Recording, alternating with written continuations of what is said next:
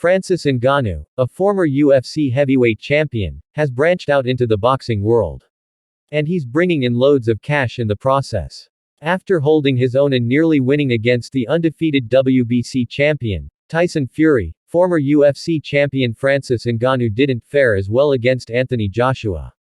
Joshua knocked Ngannou down multiple times before eventually landing the final blow, putting the MMA star flat on his back to end the night.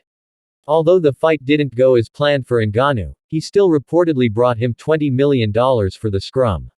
Add that to the $10 million he made versus Fury in October 2023. That $30 million total, all coming in the past 6 months and only requiring 2 fights, is nearly 10x as much as Ngannou made in his entire 14-fight UFC career. Jake Paul has been vocal about the UFC's insistence on underpaying its talent. And the reported payday for Ngannou vs. Joshua further helps Paul's case. The UFC cleared over $1 billion in revenue in 2023, and according to Paul, the company's CEO, Dana White, is not divvying up those funds fairly to his fighters.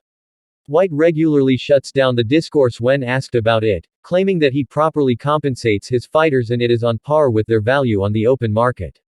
According to the Sportster, the highest payout for a single fight in UFC history is $8 million for Brock Lesnar at UFC 200. Ngannou nearly tripled that on March 8 in his second professional boxing match. On the other hand, Joshua brought in a whopping $50 million for the fight, which towers over the expected payout for the entire UFC 300 card. While the UFC has made ground on boxing in the combat sports realm over the past decade, it's clear who the king is regarding lucrative paydays.